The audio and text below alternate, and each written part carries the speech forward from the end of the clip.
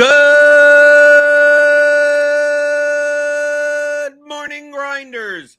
Welcome to the DFS pregame show here on RotoGrinders. I'm Jordan Cooper, a.k.a. BlenderEd, Blender HD. If you want to follow me on Twitter. And it's Monday, April 17th. And you know what we do on Mondays? We bring in James McCool because it's Mondays with McCool. The alliteration, it works. He's the co-author with me on the Theory of Daily Fantasy Sports 15-hour audio DFS masterclass you can pick up at theoryofdfs.com, the purveyor of also the custom Excel tools in the advanced course that I do use on a daily basis for my DFS lineups. So go pick them up today. Theoryofdfs.com. Submit your questions for the show. Remember, the topics on this show are covered by your questions. So you submit them and I answer them. So email them in, questions at theoryofdfs.com, and participate in the YouTube chat if you're here live. Wataz is here, Suki Singh, Real Life Pitcher, DFIC, Bart B, the early birds. The early birds are here. And James, also, I'll say it live on the air. If anyone has any technical issues with the Excel tools in the Theory of DFS course, just email James at theoryofdfs.com, and he will get to them. And make sure to check your spam filter or something like that, James. Because sometimes I get emails that are like, oh, I'm having a problem with the Excel thing. It's to something that maybe I could troubleshoot, but it would be much better if you troubleshoot. And they send them over to you. So sometimes they say that you don't get them. But I assume that's a spam filter thing. It is both a spam filter thing and a backed up thing. Okay. But you do answer everything.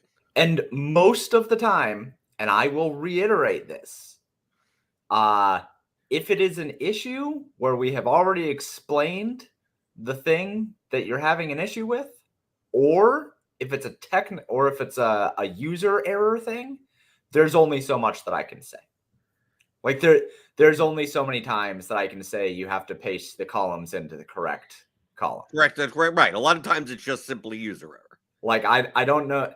I have gotten more than a handful of emails saying, well, RotoGrinders added a column on, and now when you copy and paste over, it doesn't work. To which I have said more than a handful of times, just copy and paste the columns individually. Which goes back to your rant of last week of like, guys, critical thinking here. Like just right. You said you don't want me to go on that rant again. No, and I don't. And I don't even want to bring up the last 10 minutes of the last video, but like there is a certain level of just like there are certain things, the tools that cannot be done. Like I know that there's an issue with some of the name recognition in the historical tool, right? Like I know that that's an issue. That one's a harder thing to solve in Excel. And I know that there are like certain issues that pop up with like the soccer optimizer. Like I know that there are certain issues with that, but a lot of the issues that come up are either I'm on a Mac or the columns don't match up correctly. And then I've gotten a couple cool emails that are like, hey, could you add this feature in? And I have added those features in and those have been cool. But most of the time it ends up being user error. And I think that the Mac issue, by the way, I have a Mac and I use the tools. Typically it's because without like some adjusting a security setting, it won't there is enable macros. There is one setting that is you have to enable automation macros on your MacBook. That is it. That is the only setting you have to change. So for the people who have emailed me and asked for things like that, if it's a really basic user error, like you kind of go to the back burner of the ones that I'm like working on. So just know that if that's the thing, then that's probably why. Right. And most of the time the error in the tools is simply the data that you've put into the projections of the lineups are just not in the right columns.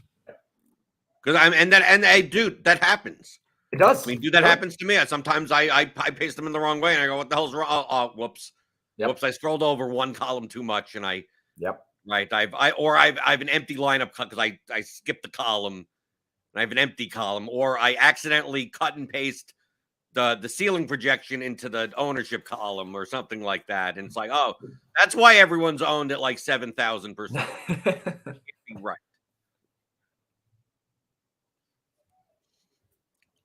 The tools do work.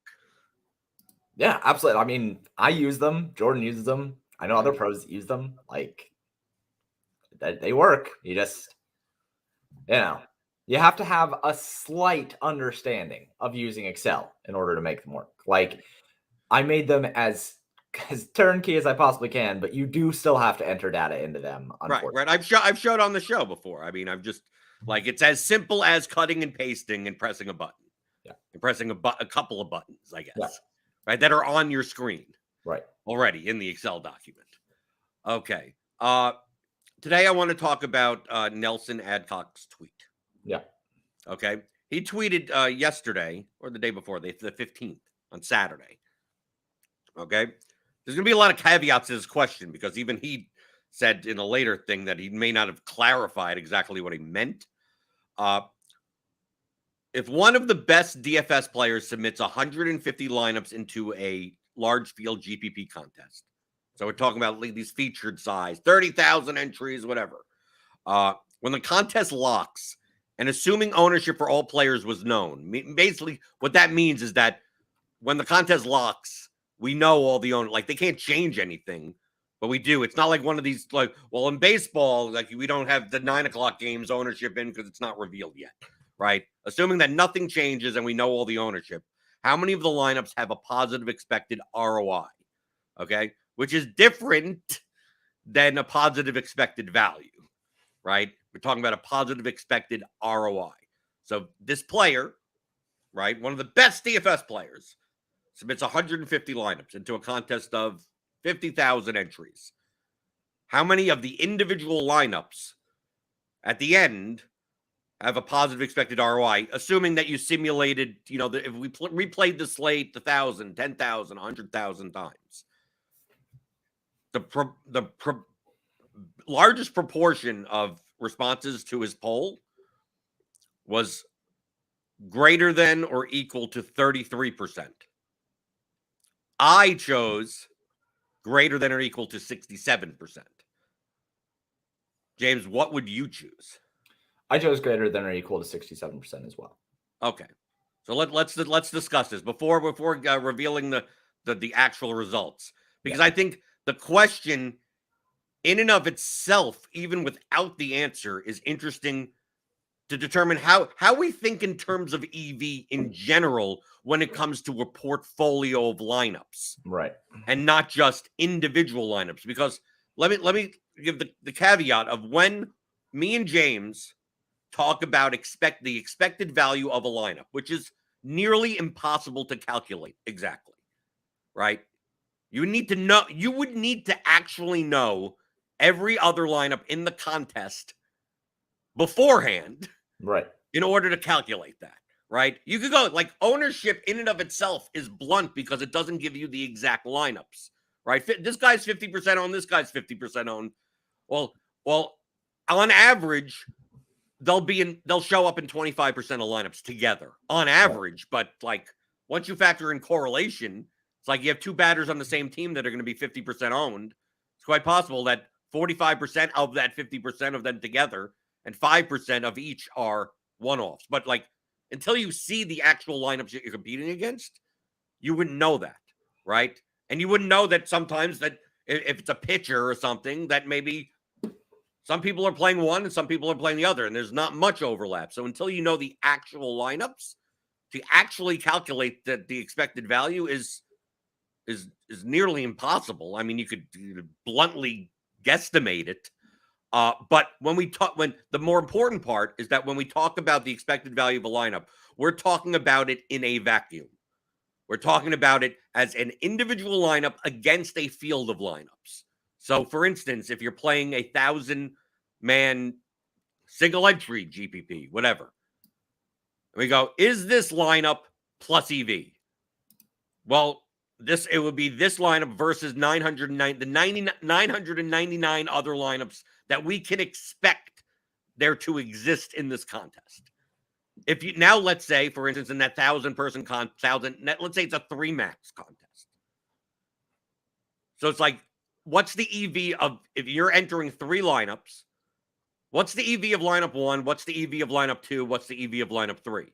Well, when we talk about EV, we're talking about lineup 1 versus the field of lineups that you're playing against. And then lineup 2 individually against the number of lineups that you're competing against.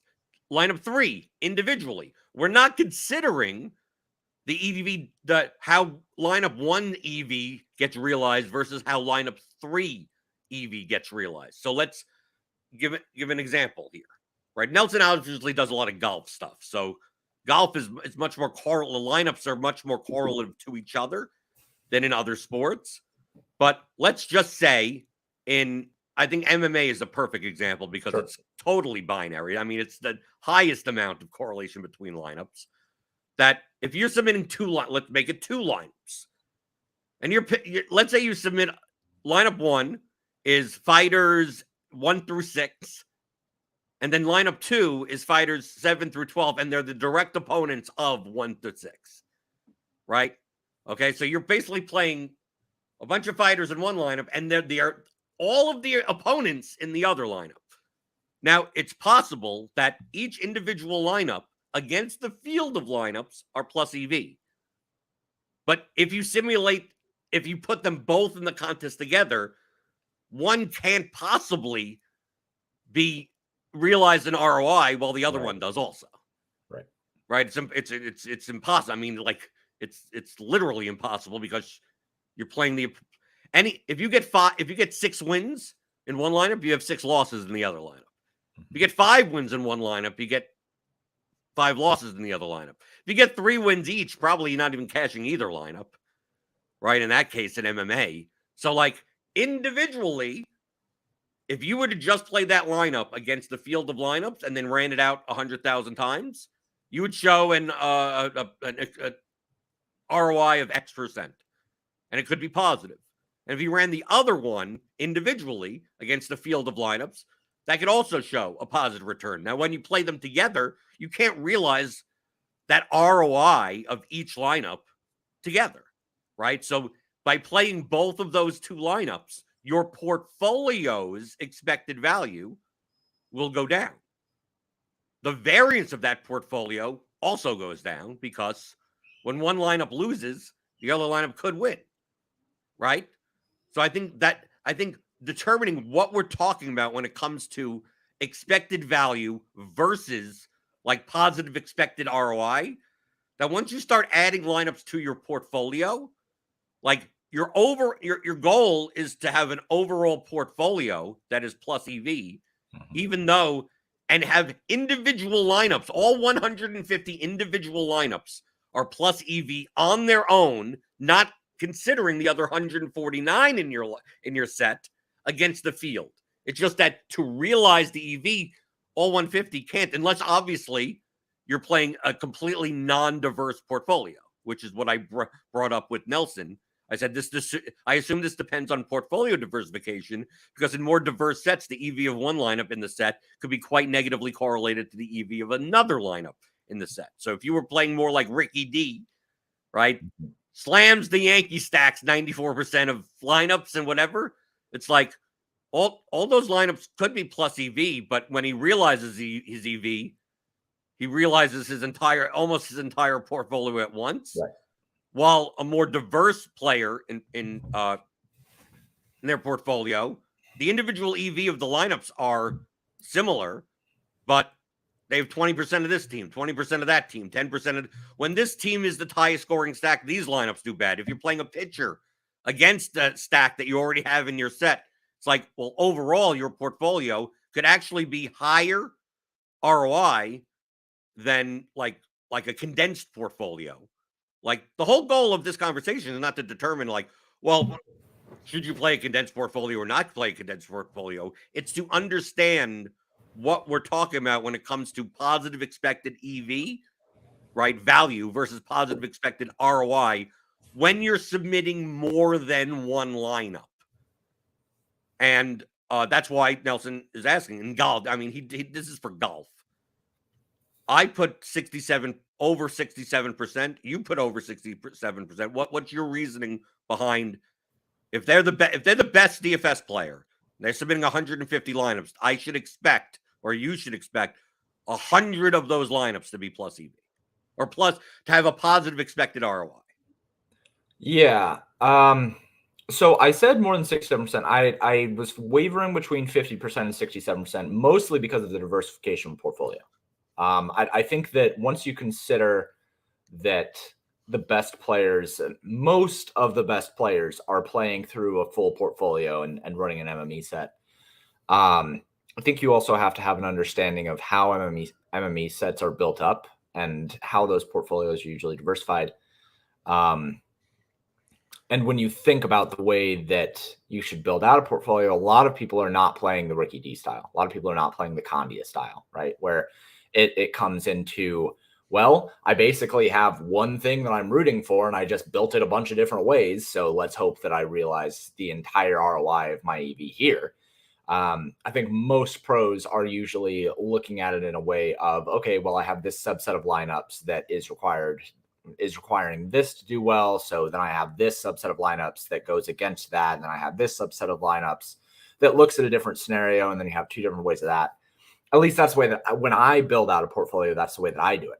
So I think that I said 6-7% because I had to assume that there was going to be some subset of lineups where, yeah, tonight, maybe a pro has 65% DeGrom, but then there's 35% of lineups that do not have DeGrom. And then there's 5% of lineups that stack against DeGrom. Like those 5% of lineups stacking against DeGrom, while they might be plus EV, I have to assume there are going to be some that are negative EV because they are covering different scenarios that happen on a very small percentage of the time. So I kind of made an assumption that there was some hedging going on there.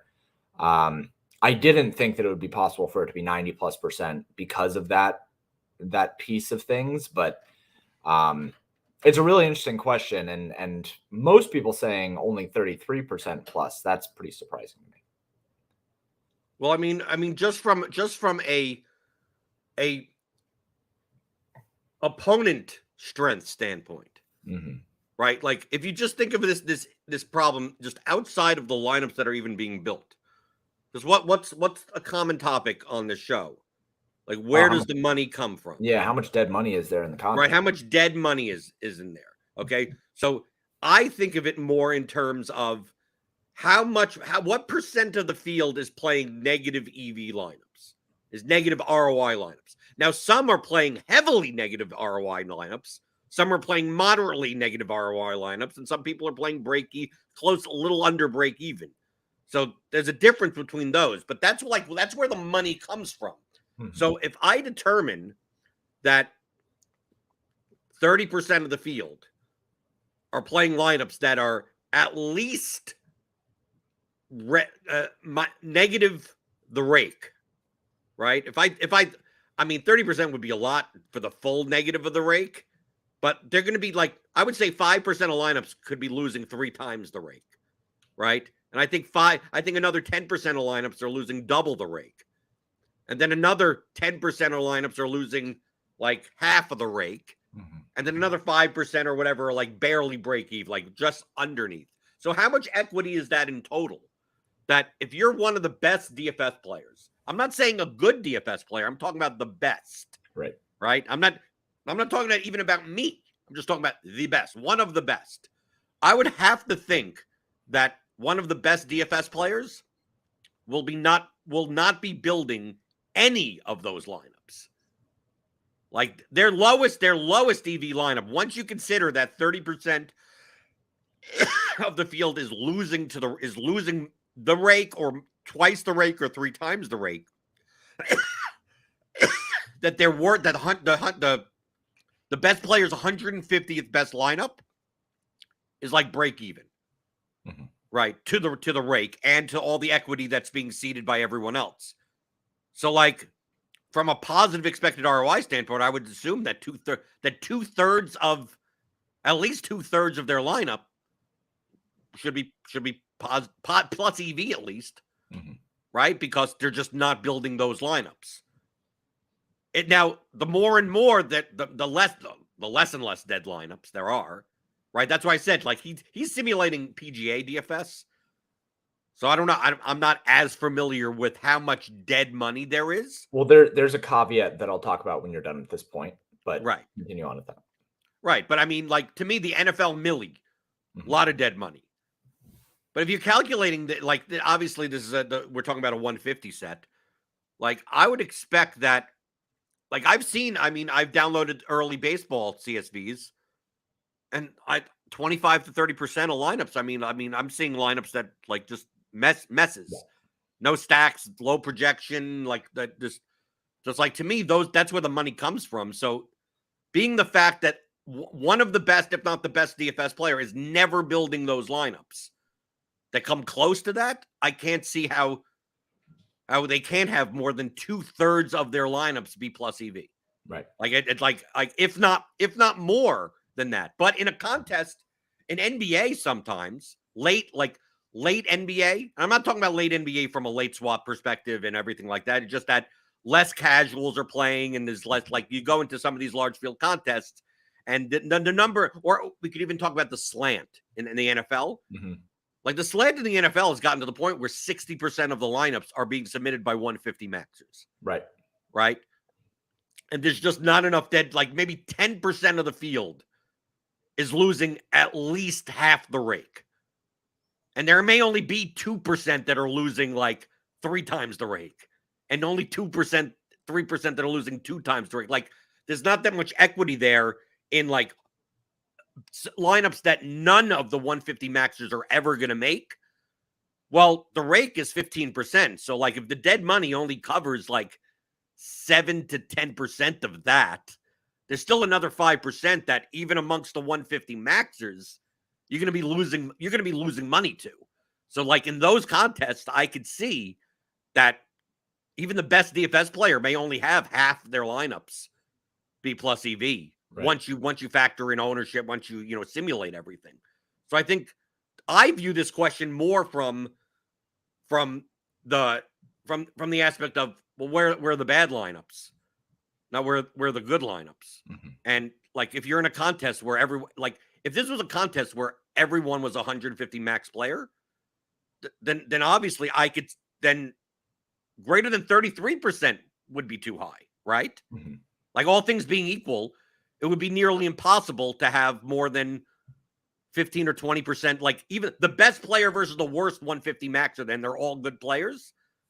The rake is 15%. So, like how much of an edge do you have that you could get more than, like, 20% of your lineups to be plus EV? I mean, this is the way that at least I'm thinking about the problem. And Daniel Hutchings, Nerdy Tenor in chat, says, my understanding of Nelson's question is he wants to know how many of the 150 make money on average once you reveal all the lineups in the contest and sim the golf results many, many times. Yes, that is what I'm talking. I believe that's what I'm considering. But of course, you also have to consider, are we talking about the lineups individually, or are you making money as a whole? Because the way that you realize the EV, the ROI, right? I'm assuming he's asking about the lineups, not the people. Like, how often does the player have a positive expected ROI in his portfolio? No, yeah, he's for sure asking about the lineups themselves. Right. And he bears that out later on when he gets to, like, the actual results that he talks through. The main caveat that I do want to bring up here is that it is, like, in order to measure this, you do have to have a subjective measurement tool, and his projections, while they are very good, I do also think comes into play here. Any projection set that you use, especially when we're talking about a sport without correlation between the players, it is going to have, like, some level of variance, which is, again, another reason why I don't think that 90+% probably could have been right here. And that said, Hutchins said James 90% could be right in the given, and depending on the like, right. I'm viewing it from a perspective of, like, if you were to play PGA, like, he's doing PGA, but whatever. Yeah. Let's say you're playing a 30,000 entry field. Let's use my typical exaggerated example. 30,000 entries, 28,850 entries are all playing like dead people. Like just dead people that, people that don't, Ty Cobb and Sandy Koufax. I don't even know if Sandy Koufax is dead, but whatever. They're playing injured people that are minor league rosters, people that died 70 years ago. They all have zeros. And you play 150 lineups that have live players in it. Like, how many of your lineups are positive expected ROI? It would be 100%. Yeah, right? Sure, but like it would actually it would be 85. It would be about like 85% because you're losing money slightly to the rake. Right. So 90% here because of the rake, because of the fact that inherently when you build out lineups, like you're going to have some lineups that go completely against another lineup in an ME portfolio most of the time. Again, we're like, even if we go into the extreme examples, we're talking about like this 80 to 90% range. Really, we're not talking about the 90% plus range. Right. I just don't think that, like, you have to give something up, unless you have a train of 150 of the same lineup, in which case you're not giving anything up. But I do think that it's very hard to say that it would be 90+%. The other part of that obviously is the contest size and the field that you're playing against. I mean, if we're talking the super large field contest, where there's just like, let's talk the Millie Maker or something, right? Like 500,000 people, a $20 entry, where you just have the worst lineups. I mean, like, people are putting in just lineups that have right. Daniel Hutchins says in chat, it's very hard to overestimate the number and general suckiness of the very worst lineups in the largest contest. Right. Yeah. Is it overestimate or underestimate? I mean, no, he means underestimate. It's hard to underestimate. Right. I mean, the very worst lineups in the large contest are really bad. Yeah. And we're talking lineups that actually have players in them that could actually play. I mean, even those lineups are really, really bad. But when you look at this, and I think that it's important to note the delineation between PGA and NFL and MLB and stuff like that. If you were to do this with MLB, I think you might be able to hit like that 90% threshold. If you were to do this with NFL, you might be. We're considering rake here, so not really. Like, you're stuck at like 85, but you'd be on that higher end. If you're doing something like PGA, I think it probably comes a little bit lower.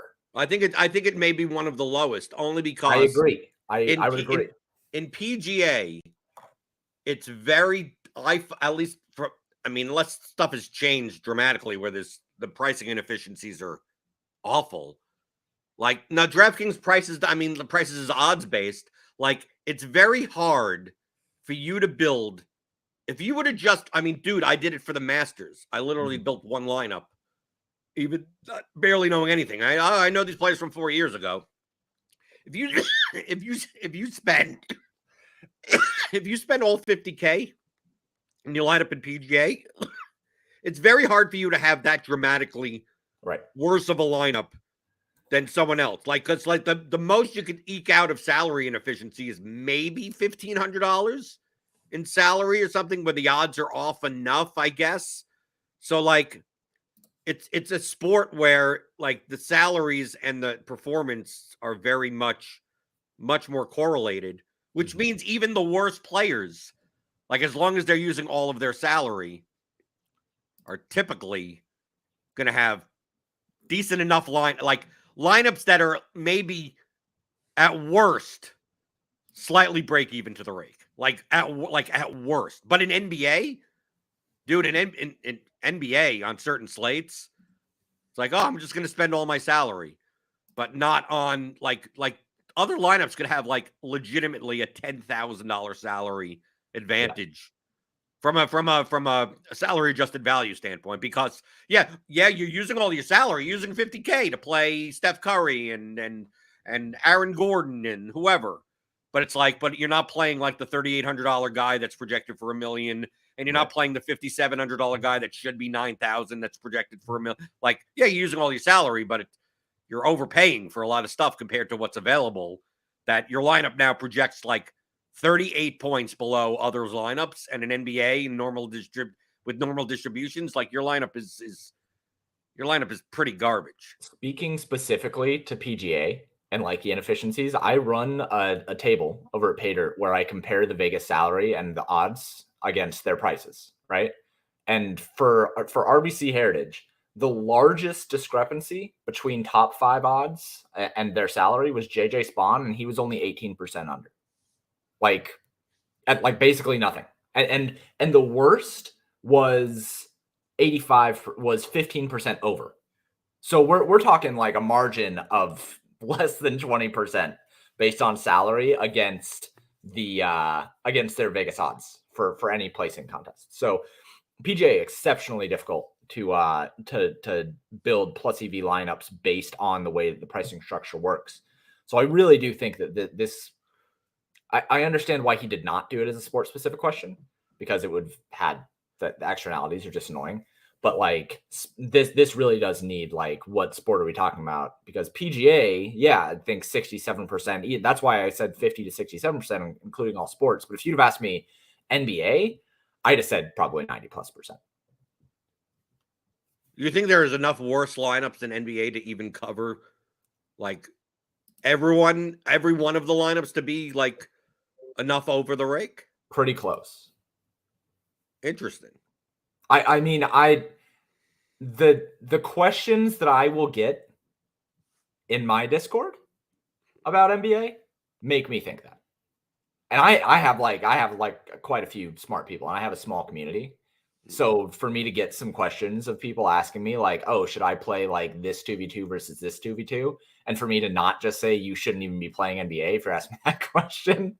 Like, I think there are really bad lineups. And the kicker there for NBA is I think that NBA has the largest difference between skill disparity, where I think that the best players in NBA just crush, and I think that the worst players are like literally do not. Lost cause. Like NBA, to me, NBA DFS is if you're not willing to use projections in NBA, like you've got like no shot. Yeah, you're straight up shot. I legitimately think that, and I think most people, here's my hot take. I think most people would probably come way closer to being profitable players if they just never touched NBA. Just ever.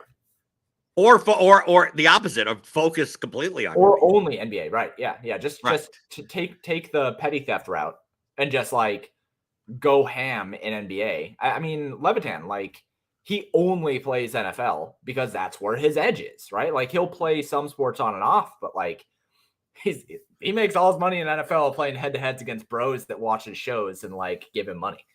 So like I think that most people, and that's a conversation for another day, but if most people didn't play NBA, they'd be better DFS players. So Nelson ran his sims, and his response is that, okay, so like he basically said that he says a few thoughts. I may not have worded this the best, but the intention was a good DFS player builds lineups at lock. What percentage of those lineups are plus EV? I meant ownership for all players was available at lock, not that it was known while building, right? Which is what I assumed anyway. Now, I'll also preface this by saying my experiences in golf, where simulating DFS contests is orders of magnitude simpler than the other major sports like NFL, NBA, MLB due to correlation. I've been tracking results since the fall for the main GPP on every golf showdown slate. For each contest, I record the actual result along with my simulated results for every entry.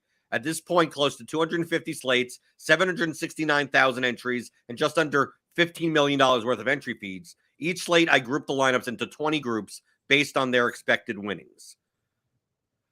To me, it seems like my simulated results are a decent barometer for the actual results, and I just wanted to give some background of where I'm deriving the data. My data would indicate that about 50% of the lineups of the best, quote-unquote, PGA DFS players submit every slate to be plus EV. For expected break-even players, this number is closer to about 40%. For someone who is just losing to the rake, minus 15% expected ROI, it's about 25%.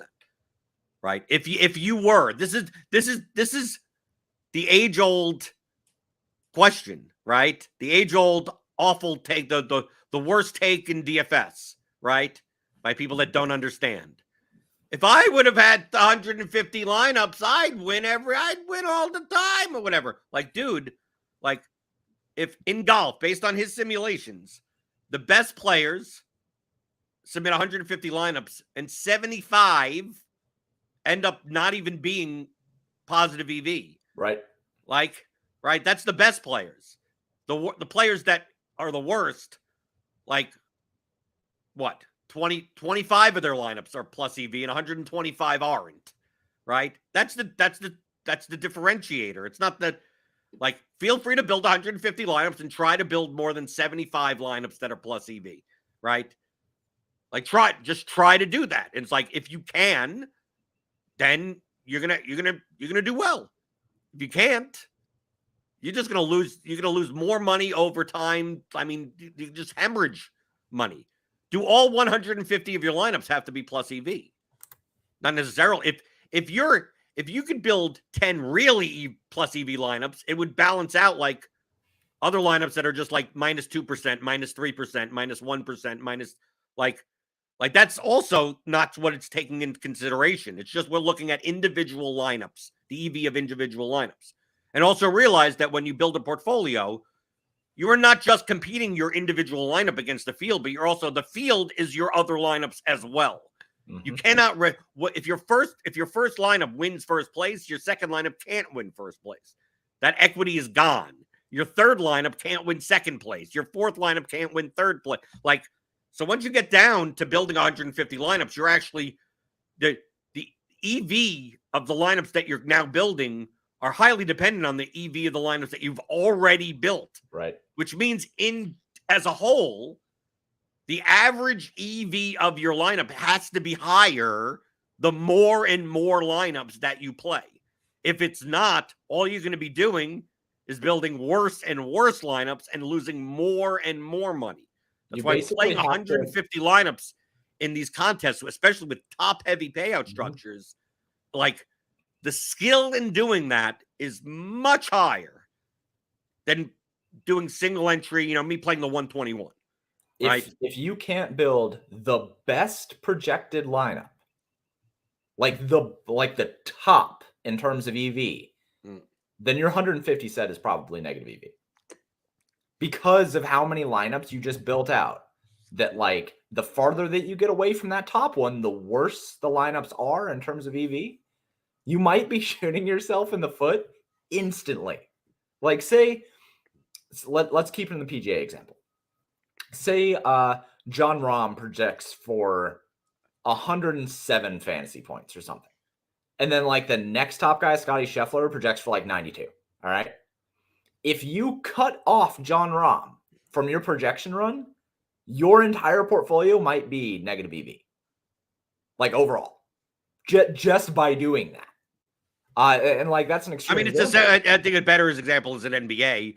We get Tyus Jones at negative 3K and he projects for 70 or whatever the hell like something. And you go, I'm just going to X this guy out. It's like, well, good luck. Your entire portfolio is now negative EV. You have not built a single lineup. But the thing is, James, in that case, you're going to use the Tyus Jones 4K projects for 50 point, whatever, that situation that happens in NBA.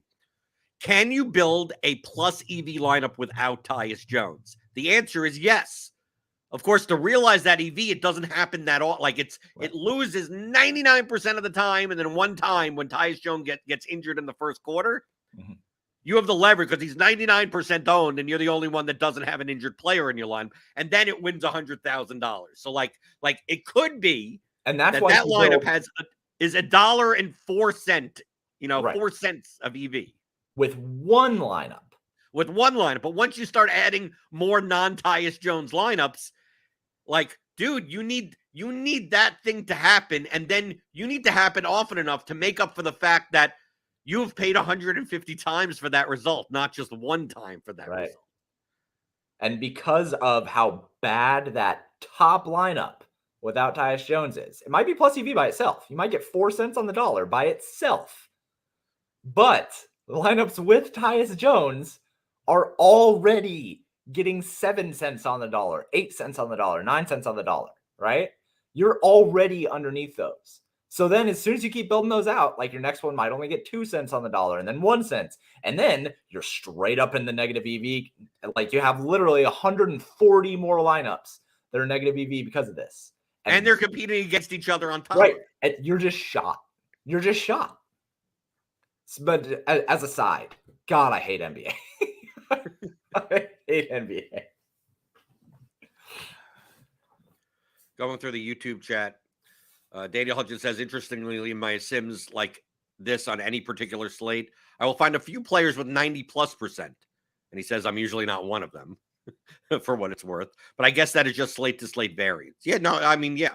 You can't just judge on just a one slate sample size. That's why he like, oh, well, there's out of 150 lineups, this guy built 90+% that ended up being, were plus EV. It's like, I don't think you see that. If you like, okay, let's look at 100 slates and go, is that user doing like you're just gonna find some outlier examples. And I think a lot of that is due to ownership. I mean, and it really depends if you're playing exploitatively or not. If you're just playing like a very heavy projections base, I'm just going to build the best lineups projection and build 150 of them. I think the likelihood of you building plus ROI lineups is higher, but the average ROI of your lineup will be lower, right? Like you're more likely to build 150 lineups that 7 cents on the dollar, 9 cents on the dollar, like a lot of that, but you're not going to have ones that like 30 cents on the dollar because those are the lineups where it's like, oh, this guy is, this pitcher is 4% owned and he should be 10% owned.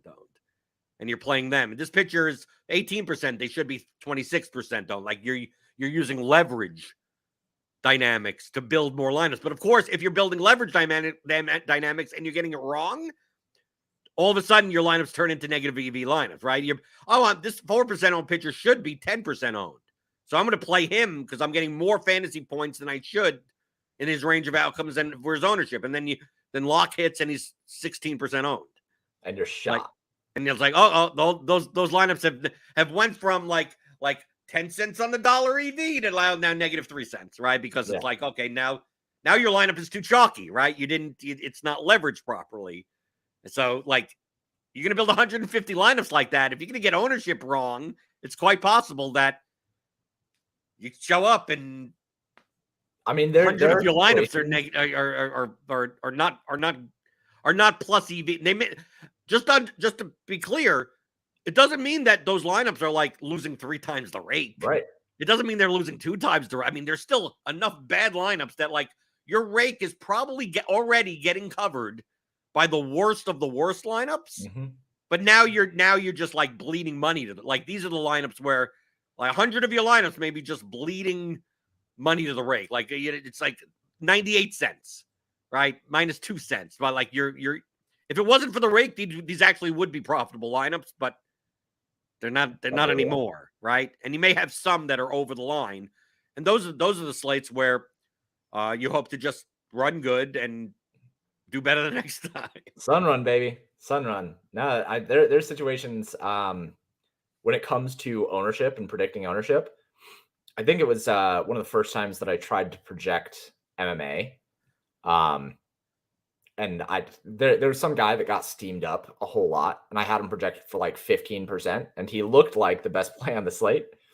And then Locke comes in, and he's like 36%, because I was bad at it at first, right? And I just looked at it, and I looked at my phone, I looked at my portfolio, and I was like, that's bad.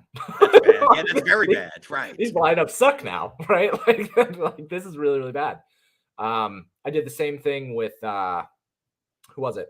It was a showdown slate where the Washington Commanders were playing, and one of their tight ends was ruled out, and the second one, it hadn't been announced yet, but he was questionable, and the third string tight end had gotten more snaps than him the week before. Right, was it the John Bates slate? It was the John Bates slate. Okay. And I was racking my brain over like, okay, well, this third string tight end, I have this lineup that's really good if he's 4% owned and really bad if he's 14% owned. And I DM'd like 6 different people. I might have DM'd Hutchins about this and asked, like, dude, what do you think he's going to be owned? Because like, I'm not going to play this lineup if he's going to be 15% owned. And he ended up being like 6% owned, and it was great. I did really good that showdown. But those are the margins that we're talking about, where I had a 3rd string tight end in a showdown contest that if he's projected to be 15% owned, I can't play that lineup anymore. But if he's 5% owned, then it's like the best lineup in my set. And that's how much I think that effect happens more on showdown with the lack of options. Oh, yeah, for sure. Especially, and stuff like that. Yeah. But Daniel says absolutely ownership is the master variable here. In order to build almost all plus EV lineups in your set, you need to make excellent predictions about ownership. Mm-hmm. Well, maybe that's my secret sauce. I've been saying that for what, 2 years now, where I said that like the cost of the ownership of your lineup is as important as the cost of the salary of your ownership. Right. To me, I'm able to, using blunt methodologies, build as plus EV lineups as a lot of the, like nerdy tenor in there. Mm-hmm. So I think sometimes Daniel's run like, I've run the lineups that you played through whatever, and they're about it. The ROI is about the same as mine. It's like, yeah, but I'm not doing anything fancy or anything. It's just like, I'm just looking at this pitcher. I'm looking at this running back, and I'm like, yeah, everyone thinks that guy's going to be 10% owned. He's going to be 18% owned. Mm-hmm. Right? Because like, dude, everyone wants to play Rashad Penny or something, like something like, Miles Sanders is the, Miles Sanders at 6%. It's like, no, he's not going to be 6%. Like because everyone is saying, Miles Sanders at 6%, right? I mean, like that type of stuff. And then you take a look, and you also do the things of like people that use projections too heavily, and they don't factor in ownership. It's like, yeah, this $3,700 wide receiver, Richie James is projected to be 12% owned. I think it's going to be more like 20, because I'm running all these lineups through an optimizer, and like if you don't purposely do something, you're going to get like 30% of this guy in like every lineup, in like so many lineups that you play based on the construction, that there's no way this guy ends up being 12% owned, and he ends up coming in at like 18 to 20. Yeah. But what I do is I actually change the ownership from 12 to 18 to 20. I change Miles Sanders' 6% ownership to 16% ownership. I got Josh Jacobs is projected to be 18% owned, and it's like he's like the 4th best value running back on the slate. So it's not like he's bad projected, but he's not the best. And it's like, dude, no one likes playing Josh Jacobs, right? So 18, the numbers from a projection standpoint say that he should be 18% owned, but I think he's going to be more like 8 to 10. Yep. Right. And then he ends up coming in at like 7% owned. And people are like, well, why didn't I play Josh Jacobs at 7? I would have played him at 7%. I just thought he would be 18 to 20. Yeah. You have to kind of run lineups and also like look around and see what people are talking about to know, especially in the contest that you're playing. Right. Yeah. The high stakes, smaller field contests are much sharper, much more projections driven, and people are much more aware of leverage. While in the Millie Maker, like, dude, I could listen to a very popular podcast and go, yeah, this guy projects like as like the 9th best wide receiver, yet he's going to be like 16% owned for like no reason. Yeah. Like he's just going to be, people are going to look at his ceiling and go, yeah, I'd play this guy at like 6% owned. And I go, no. Like they see the matchup. It's like, it's the Cardinals versus tight ends. It's it's the run defense of this team. And next thing you know, that guy's 20% owned. Like you have to like literally change don't run your lineups until you change the ownership.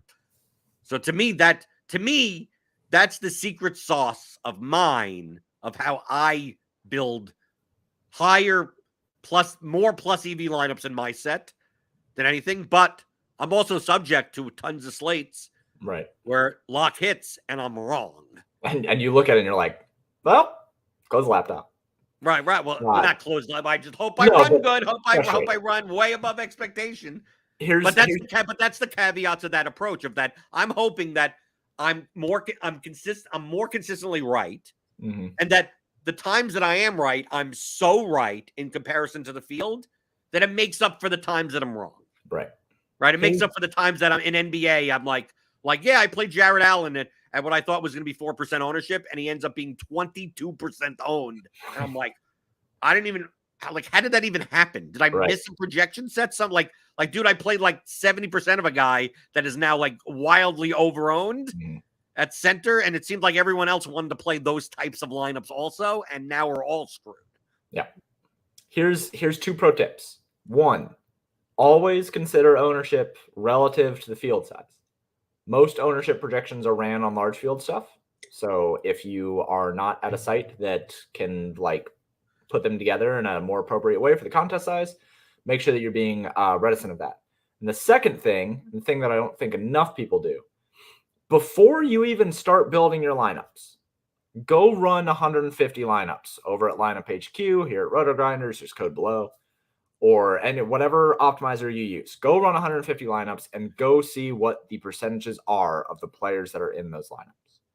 Because what you'll find is, just like Blender said, a $3,700 wide receiver that is projected to be 7% owned might end up in 95% of the lineups that you run out of 150. And then you're looking at it, you're like, I don't think that he's going to be 6% owned. I'm pretty sure he's going to be more than 6% owned if he's showing up in 95% of my lineups right now. So those 2 just very, very easy things to help you get a better grasp of ownership and get a better understanding of where the leverage can come in. The other benefit of running 150 lineups and just like looking at them is that you can see kind of like the general way of roster construction based on the popular players. We talk about that all the time. There are 2 different ways to build in leverage in your lineups, direct and indirect. And if you want to do direct leverage, run the optimal, find the weakest link, and just swap him out for somebody else. Like, that's very easy to do for a GPP lineup. So there's a lot of different ways to like manipulate the way and glean information from 150 sets that you don't even have to use. It just helps you get a better understanding of how people are building and why chalk is going to be heavier or lighter based on the contest that you're in. Right. And my attitude with when you build a portfolio, right, you're trying to build individual plus EV lineups. And then how many of one do you have over the other is all a byproduct of your own personal risk profile, whatever risk profile you would like to have in your portfolio. So you may find in certain cases where there may be a player or 2, there may be a stack or 2, there may be a pitcher, there may be a whatever, a fighter that is like, if this fighter is like going to only be 12% owned, I think they should be 30, right? Which is massive, right? If you think that it should be 30 and they're going to be 12, you may go, the edge, there's so much edge here in that.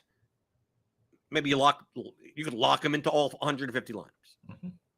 Just realize that to realize the EV, it's like if that fighter loses, like the variance of your portfolio will be massive, right?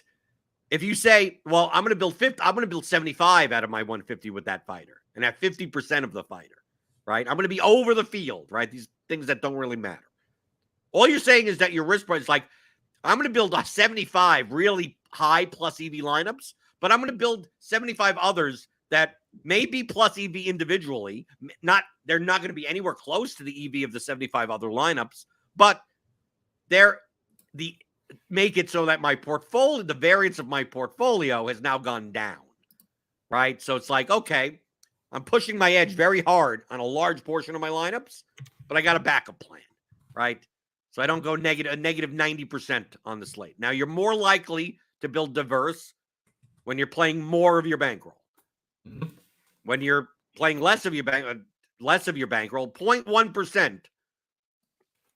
Now, if you want to just lock button people in and stuff like that and just really push your edges, your risk of ruin is not going to be nearly as low. If you're playing 10% of your bankroll and locking people in, like I think we're not going to see you much in contests after, by the end of the year, we're not going to see you much anymore because that's unsustainable. But what your diversity of your portfolio set doesn't matter. Like it does from a mathematical standpoint, it doesn't matter. Mm-hmm. Right? Some people choose to like, I'm going to push edges. Some people choose, I'm going to build the best 30 lineups. I'm going to build the best one line. I mean, whatever you want to do. In MMA, for instance, I push my edges much higher than some other multi-enterers, because I don't play 150 max. Like this past slate, I played 100 lineups, and it's like if I see a fighter that like is vastly underowned or vastly overowned, I have no problem. Like if a fighter is, like Max Holloway, I think this past slate was like 45% owned. I only had like 20% of my lineups with him, right? Because I thought he was overowned. Like Aaron Phillips, who lost, he was like 12% owned. Denise Gomez was like 13% owned. I had them both drastically underowned. Well, I was playing like 30% of each, right? Because I'm pushing, because then there's not many there's not many options, right? So in MMA, I try to push my edges. On a baseball slate, there's so many more slates and so many more options that the edges can't be that dramatic. That's like, well, Acuna is only 4% owned and he should be 8%. Well, so should I play 150 lineups of just that? Right? You're not going to get that dramatic shift right there. So I tend to play a much more conservative risk profile when I play multiple lineups of like, nope, I'm going to play one of this stack, one of that stack, one of this pitcher. I'm a little bit more likely that. But individually, if you took the individual lineups and then ran it against the field, my lineups individual would be plus EV, but I can't, if I played 5 lineups that are not, are independent of one another, like, yeah, when one lineup wins, like 2 of the lineups are like almost guaranteed to lose, right? Because like I have no one from these 2 lineups from those 2 lineups. So if the Braves go off and Sonny Gray goes off, like these 2 lineups are dead based on the ownership of these players in these lineups. Like it just, that's the way it works. That's why building 150 lineups and being profitable is insanely difficult. I mean, like, dude, that's why I don't do it, because it's so difficult and it's so the risk on it is so high that to me it's better off to play 50 lineups and just I build 50 lineups that have high EV against the field and not vulture each other's EV as much as a 150 set. I could do much more, especially leveraging ownership. I'm much more likely to do that with 20 lineups, 40 lineups, 50 lineups, 10 lineups, 5. Like, that's where you should be starting from, really. That's why when people come and say, like, can you help me build my 150 set? And I can tell from the questions, it's like, I'm not even sure if can you build 1? Right? Can you build 5? Can you build 10? Like, you're still at the level of thinking that, it's just what settings do I put in lineup HQ? And that just I'm going to be profitable. It's like, dude, like I would say 99% of people that do that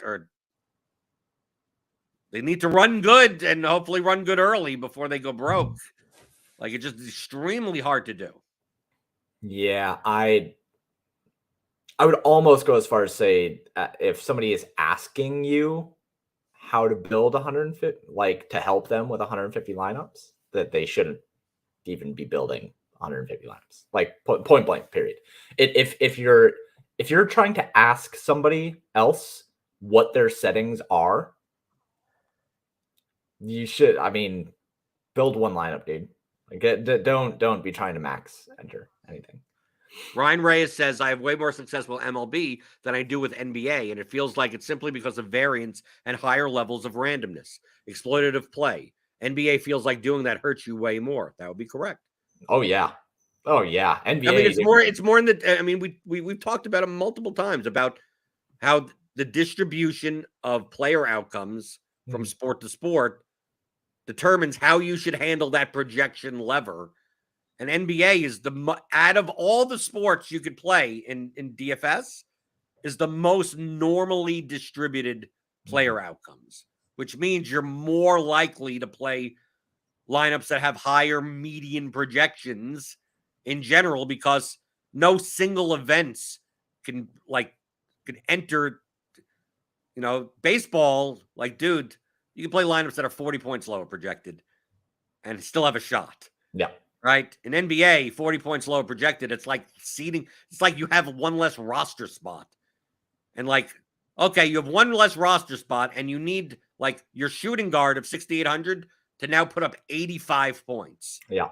To make that well, Well, maybe he could hit a 30-point shot. It's like there's no such thing as like in baseball, there's such a thing as that, right? In football, right? Someone could plays one snap and catches a 50-yard touchdown, right? Yeah. Ends up with what? 11 points, 12 points for 3K? Like that's possible.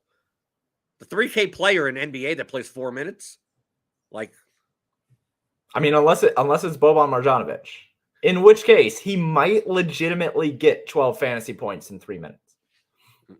But you're still shot with him. right. You're still shot. And NBA Hutchins, play the best plays is not a terrible strategy for NBA. Not great, but not terrible. I mean, okay, look, play the best plays does not just mean play only the plays that like are cash game viable, right? Like you still shouldn't play a cash game lineup in NBA, but when the best play, let's consider that if you are using the term best plays, you're considering a player that is well underpriced for their expected production based on the players relative to their price tag, right? Like this last season, I have never seen more players significantly underpriced based on their price relative to the production of those around them. I have never seen an NBA season where you could legitimately have a player pool of 50 players and like all of them are 5 points over what their relative value should be. Right. Like, you get a lot of slates where that $3,800 player, it's like, oh, we got the free square. It's like, dude, there's like 14 of them this time. Right. No, I mean, it's just a matter of which ones do you put together? Like your $3,800 projected player at 30 fantasy points is the 7th worst play at $3,800. right. It does like there was. I'm still tilted about NBA and like we're in the postseason. There were slates where I would look at the amount of value and the amount of good plays in an NBA slate and think to myself, anybody playing one lineup is screwed. Like Well, I mean, you could play one. I mean, one lineup has a plus you EV, can but I play mean, one lineup. Yeah, but good luck. Like, yeah, you could choose like one of like 700 lineups that all project for about the same. It was legitimately, you would have as much success on that slate if you randomly created a lineup out of the 70 players that were good. This was like a 13-game NBA slate. You could legitimately, at random, put together a lineup out of those 70 players, and you're fine. It's one of those slates that when you run lineup HQ and you go, I'm not going to have any settings or anything like that. Just give me 300 lineups. Like the best, give me the highest projected 300 lineups, and you'd run the 300 lineups, and the top optimal, the top one would be like 308, and the 300th one would be like 306.8. Yeah. So it's like there's a 1.2 point difference between 300 lineups, which is like barely anything. And it's like dude, you almost don't want to play cash games in those slates because it's like, dude, you could be up against any. I mean, like, dude, here's 300 possible cash lineups. And let's say I ran 3,000 lineups. The 3,000th lineup may only be 4 points lower projected than the first lineup. It's so bad, dude. It's so bad. And like, yeah, but the thing is that if you're playing in contests, James, we talked about before, download the CSV. You'll find that 20-25% of lineups in these contests you look at and you go, there were like 7 value plays on the slate, and you should have played 3. Just play 3 out of the 7 and then play the studs, and you're fine. And then you look and it's like, oh, this lineup has like none of the value plays. Yeah, and here's one that only has one. Dude, what are you doing? You're giving up like 40 points in projection for no reason. You ran 300 lineups, and the 300th is 1.8 points lower projected than the optimal.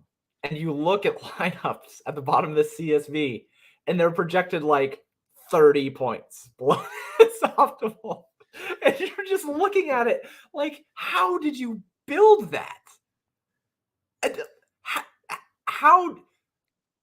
Even if you built a lineup that was like 5 points below the optimal, it's like, okay, you wanted to fade Tyus Jones, right? You got different, and that's still probably okay. And that lineup, depending on the ownership, largest field contest is like if you built one lineup and you built that one and you throw it in large field, okay, do your thing. But there are people that legitimately like don't play NBA. Like you shouldn't play NBA if you build that way. Just man, I could do an entire podcast just talking about how bad NBA is and how bad FanDuel is. I would never run out of material. MJC says MLB is great because the process is so clear as what you need to do. NBA is still somewhat up in the air in terms of construction with less correlation. Okay, so no, I think it's backwards. I was just going to say, I think it's the reverse. I think that it is the reverse. I think that NBA is so clear in the way that it's built that you have, if you are not a really good NBA player, you have no edge. Whereas with MLB, I think that the process is not clear because there are ways like you can see when I run things and MJC, I know that I see you in the Paydirt Discord all the time. I know that you have a sub. Like you can see that maybe this team has like a 32% chance of scoring 8+ runs. And then they're projected to have like 107% aggregate ownership. And then the team directly below them has a 29% chance at scoring 8+, and they have like 45% aggregate ownership. And like the directive there is not clear because you need to pair that with pitchers and you need to average out your leverage. Like you need to look at those kind of things, and it's not straightforward. But with NBA, like you can look at the top 20 players in any projection set. It like sort it by value, any projection set, look at the top 20 players, and you can build a lineup from that. Right. No, in NBA, given this is not considering late swap, not considering, anything like that. Right. If we have all the information at once, like NBA, I could just cover up the player. I could pretty much cover up because the lack of correlation, like a very limited, minimal correlation in NBA is like all you have to do is say like, okay, I want lineups with this projection and this ownership, and like that's it. Like what's the top lineup? Well, 284 at 182. It's like, okay, well, I want like I'm gonna give up 5 points in projection and have lineups that are owned at like 130. Yep. It's like, and then give me like 100 of those. And you can just play those. Like you literally play them, right? Like I don't even have to like, well, are they on the same team? Are they on the dude? I could probably just look at those numbers and I could play at lineups of some range. MLB, it's less because you have to add the correlation into it, and there's more direct leverage available. And like, and in MLB, I think the lineup construction heuristic is easier. I agree with that. Right, just like, okay, I'm going to stack 5 guys from a team. Right, I'm going to when necessary, when all things being equal, correlate, and then run lineups and be more likely to play stacks that are under-owned than over-owned, but you play them with the over-owned pitch. I mean, like that's what I mean. It's not as simple as just like, well, what pitches do I play and what stacks do I play and what one-offs do I play? It's like, well, how do you construct them together in one lineup where you could still have over-owned players in a lineup with an under-owned stack because they project for more raw points at pitcher versus batter. And then once you get to that level, there's 7,000 lineups to choose from. I mean, like that. That's why I mean, like the process isn't as clear, and you get to the point in which, like, well, I could choose between one of like 15,000 lineups to play on this slate, and they all, from an EV standpoint, are probably close to each other, right? And as long as I don't build the bad lineups, like I should be fine. And then you get to that point, and you go, well, then how do I determine which ones to play? It's like you could randomly, dude. You're not going to do anything different mathematically than randomly choosing. So whatever way you want to do it, doesn't matter. It really doesn't do it based on if you're building multiple lineups of what your risk profile is, right? It's like, well, should I play DeGrom or should I play this in this lineup? It's like whatever you feel comfortable with. You have a candidate set of thousands of lineups to choose from. Right. Choose what to me, that's not as clear. That sounds like, oh, that's clear. Just randomly pick lineups like that. Most people don't view that as clear. Use it, right? If you just told someone like, well, I'm playing 3 lineups and now I have 6,000 lineups that are all about the same to choose from. Well, how do I choose the 3? And when you tell them like randomly choose the 3, their head blows up. You go, how is that clear? It's like, well, mathematically it's clear. But in NBA, it's much easier.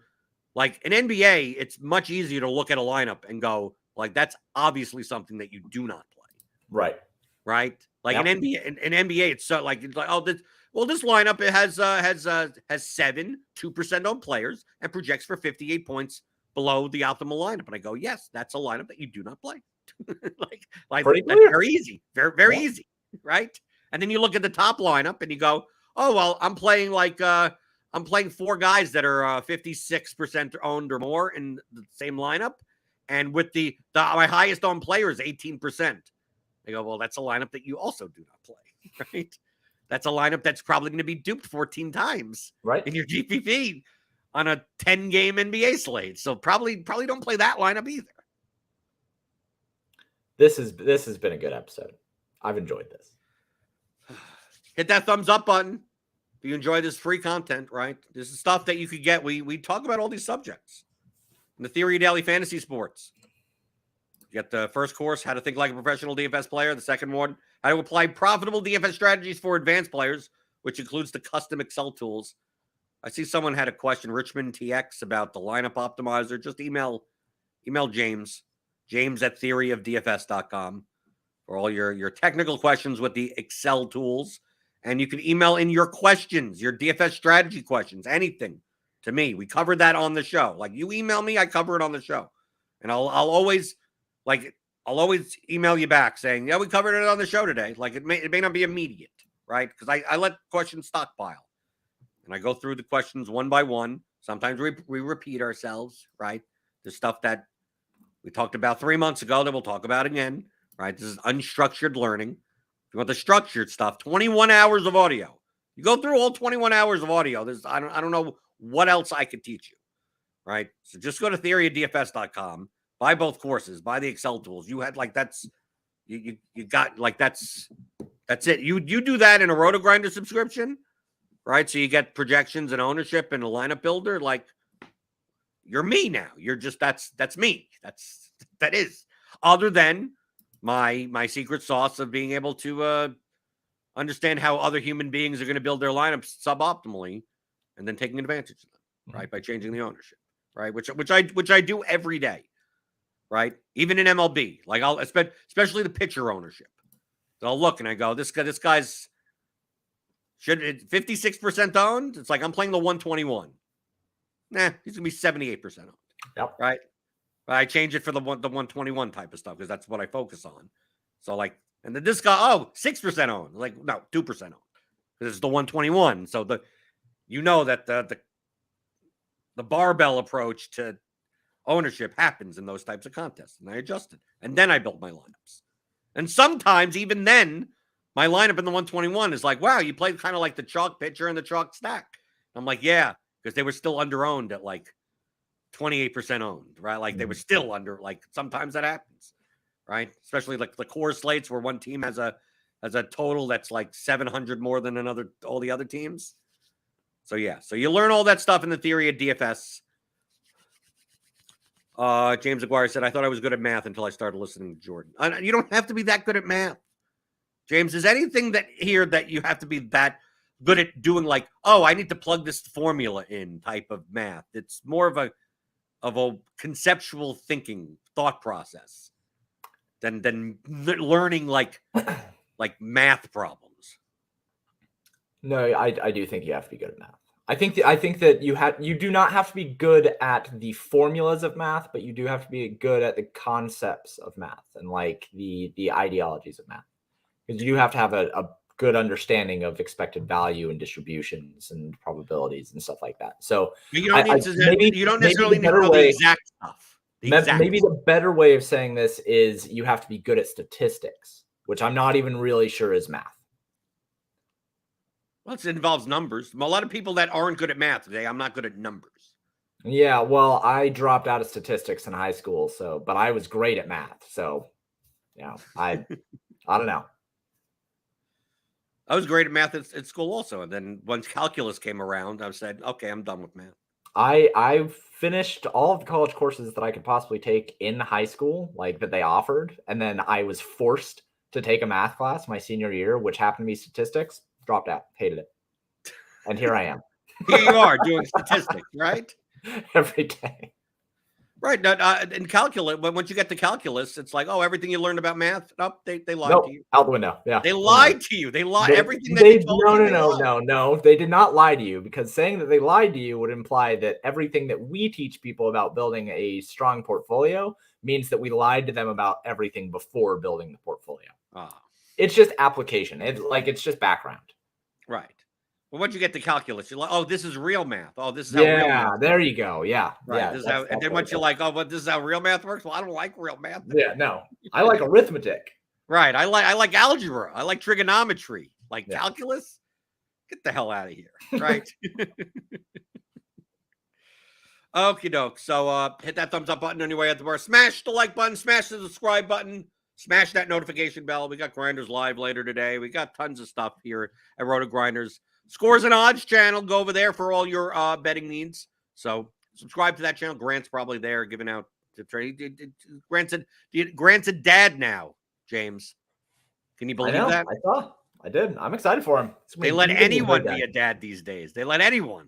No, he's legally allow that. He's really good with kids, man. He's awesome. He's gonna be a great dad. Oh, he's gonna, dude.